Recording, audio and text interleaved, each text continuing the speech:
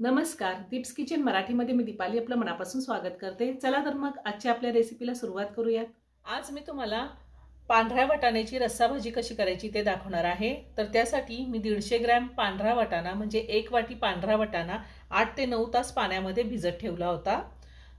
कोथिंबीर घेतलेली आहे, एक मोठा कांदा कट करून घेतला, एक मोठा टोमॅटो कट करून घेतलाय, अर्धा चमचा मोहरी, 1 चमचा जिरे, 10 ते 12 लसणाच्या पाकळ्या, अर्धा इंच आलं, 6 ते 7 कढीपत्त्याची पानं, 2 चमचे मी डेसिकेटेड कोकोनट घेतलेले। तुमच्याकडे जर डेसिकेटेड कोकोनट नसेल तर तुम्ही वाळलेलं खोबरं मिक्सरला फिरवून घेतलं तरी चालेल किंवा वाटणामध्ये वाळलेलं खोबऱ्याचा एवढा तुकडा घेतला तरी चालेल। चवीनुसार मीठ लागणार आहे आणि भाजीसाठी आपल्याला तेल लागणार आहे। पावडर मसाल्यामध्ये मी इथे 1 चमचा माझा घरगुती कांदा लसूण मसाला घेतला, 1 चमचा धणे पावडर, 1 चमचा बेडगी मिरची पावडर, अर्धा चमचा गरम मसाला, अर्धा चमचा जिरा पावडर, पाव चमचा आमचूर पावडर आणि पाव चमचा हळद घेतलेली आहे। तर सगळ्यात आधी आपण हे पावडर मसाले सगळे पाण्यामध्ये मिक्स करून घेऊ। इथे एक बाउल घेतलाय, त्यामध्ये हे पावडर मसाले काढून घेते। आता त्यातच मी पाणी घालते। तुमच्याकडे जर आमचूर पावडर नसेल 1 चमचा लिंबाचा रस वापरला तरी चालेल किंवा नाही वापरला तरी चालेल। आता हे सगळं मी व्यवस्थित मिक्स करून घेते। मी पावडर मसाले सगळे पाण्यामध्ये व्यवस्थित मिक्स करून घेतलेले आहे। ह्या पद्धतीने आपण जेव्हा पावडर मसाले पाण्यामध्ये मिक्स करून घेतो, पेस्ट तयार करून घेतो, तेव्हा कडधान्यांची जर भाजी असेल तर त्याला खूप छान फ्लेवर येतो मसाल्याचा। म्हणून मी नेहमी ह्या पद्धतीने मसाले पाण्यामध्ये मिक्स करून घेते। मी मिक्सरचं भांडं घेतलंय, त्यामध्ये कोथिंबीर काढून घेते, त्यातच मी आलं घालतेय, लसूण घालायचं आहे आणि 1 चमचा जिरे घेतलेले, त्यातले अर्धा चमचा जिरे मी वाटणात घालते। तुम्हाला जर खोबरं सुद्धा वाटणात घालायचं असेल तुम्ही घालू शकता। आता ह्यात थोडं पाणी घालते, मिक्सरला मी फिरवून घेणार आहे, आपल्याला बारीक पेस्ट तयार करून घ्यायची आहे। मी हे मिक्सरला बारीक करून घेतलेलं आहे। आता आपण भाजी करूया। मी गॅसवरती कुकर ठेवलाय, त्यामध्ये मोठे 2 चमचे तेल घातले। तेल तुम्ही तुमच्या आवडीनुसार कमी किंवा जास्त घेऊ शकता। तेल गरम झालंय, तेलामध्ये मी मोहरी घालते।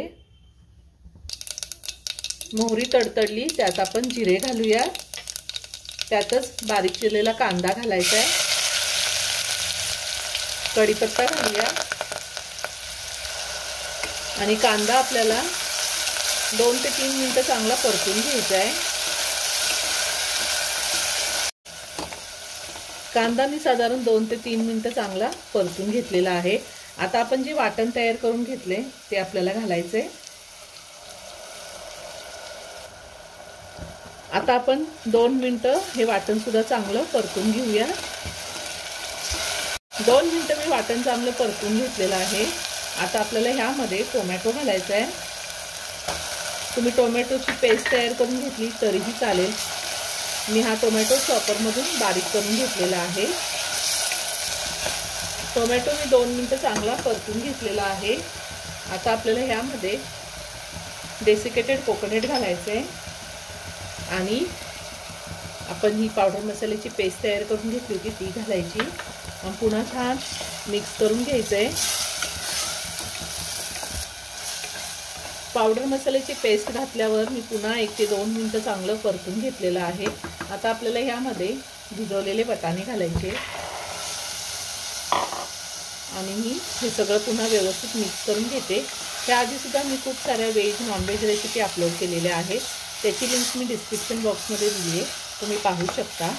अजूनही तुम्ही माझं चॅनल सबस्क्राईब केलं नसेल तर नक्की सबस्क्राईब करा आणि शेजारी बेल आयकन क्लिक करा, म्हणजे मी त्या रेसिपी अपलोड करते त्याचं नोटिफिकेशन तुम्हाला मिळेल आणि तुम्ही माझ्या रेसिपी बघू शकाल। आता आपल्याला ह्यामध्ये गरम पाणी घालायचे। मी आता ह्यामध्ये पाणी घालते। आपल्याला भाजी किती पातळ हवी आहे त्या अंदाजे आपण पाणी घालू शकतो। साधारण 1.5 ग्लास पाणी घातलेलं आहे। चवीनुसार मीठ घालूयात आणि पुन्हा सगळं व्यवस्थित मिक्स करून घेऊयात। मी हे सगळं व्यवस्थित मिक्स करून घेतलेलं आहे। आता कुकरचं झाकण लावून मी कुकरच्या 4 शिट्ट्या घेणार आहे। गॅसची फ्लेम मी मीडियमवर ठेवलेली आहे।